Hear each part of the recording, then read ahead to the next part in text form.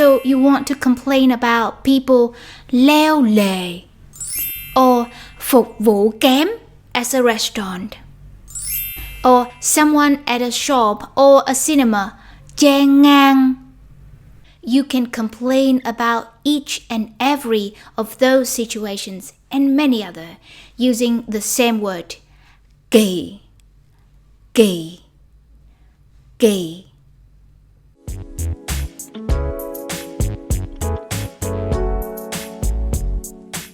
The foundational meaning of kỳ is strange, weird. You will also hear people doubling it as kỳ kỳ, kỳ kỳ. A bit strange, a little strange.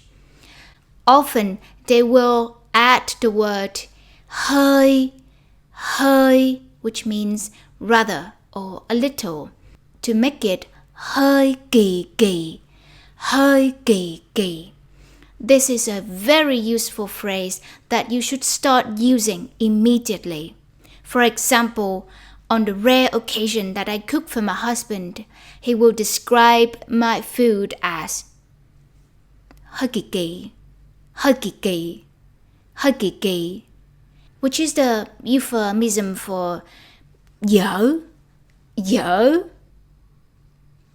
Or if my husband hasn't been complaining about even one thing today, which is quite unusual of him, I will ask, anh sao vậy?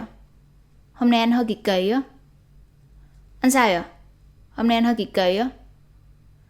Anh sao vậy? Hôm nay anh hơi kỳ kỳ á. Anh, you, as an older male. Sao vậy? Sao vậy? Sao vậy? What's wrong? Okay, we write vậy. We pronounce vậy. So V like a Y sound. And also it's very weak. So it sounds like sao vậy? Sao vậy? Sao vậy? Okay. Hôm nay, today. Anh, again, you as an older male. Hơi kỳ kỳ. Hơi kỳ kỳ. A bit strange. And then at the end I add đó, but you can barely hear it. It sounds like because also it is pronounced very weakly. So, hôm nay anh hơi kỳ kỳ á. Hôm nay anh hơi kỳ kỳ á. Hôm nay anh hơi kỳ kỳ á. So, you can use this phrase to describe a person, a food, a behavior, a situation, etc. as a little strange. But kỳ is also often used to express that something is not right, not appropriate, not as expected. Take a look at the situations I mentioned in the beginning of the lesson. These are situations that you're very likely to encounter in Vietnam.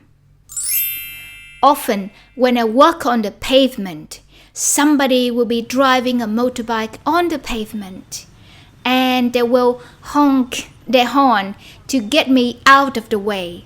Most of the time, I would just give that person a look. But sometimes I lose it.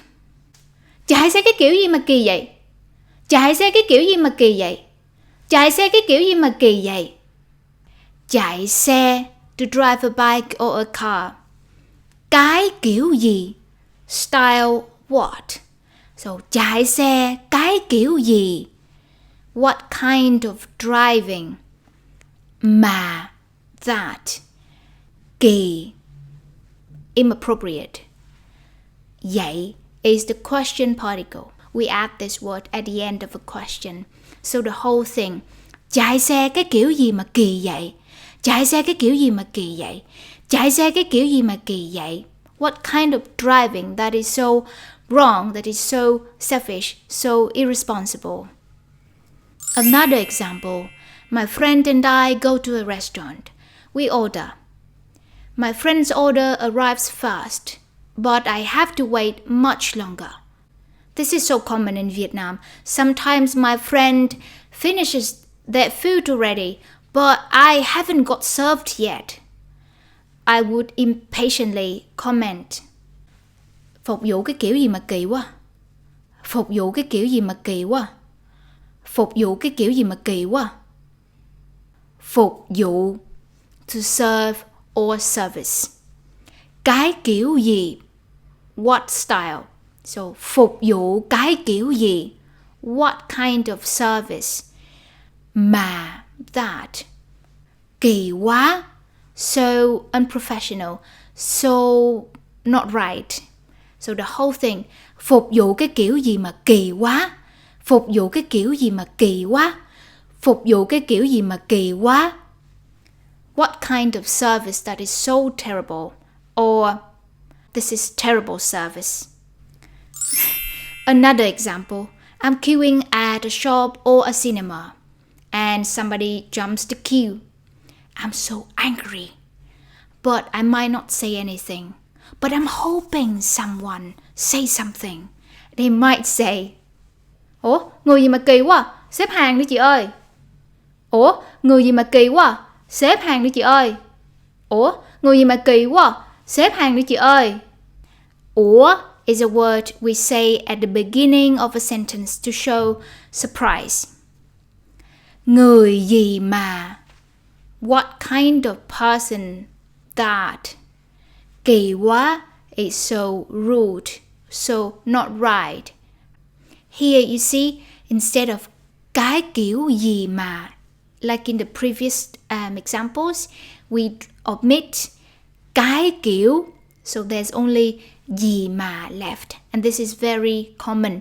Xếp hàng, to get in line. Đi is a particle we add at a command or a request. And chị ơi, like, hey you, as an older woman. So there you go. There's one word and one structure you should take away from this lesson. Kỳ, kỳ. Cái kiểu gì mà. Cái kiểu gì mà. What kind of. Right. So cái kiểu gì mà kỳ quá. Or cái kiểu gì mà kỳ vậy. And you can also omit cái kiểu and mà. So just gì, kỳ quá, or gì, kỳ vậy. Okay, that's it for today. If you like this lesson and you're new to my channel, please subscribe and hit the notification bell so you won't miss my future lessons. I also want to thank Miley, Michael, and Rick for supporting me on Patreon. I really appreciate your support. Cảm ơn mọi người nhiều. If you would like to support me too, please follow the link to my Patreon. See you next time. Hẹn gặp lại lần sau.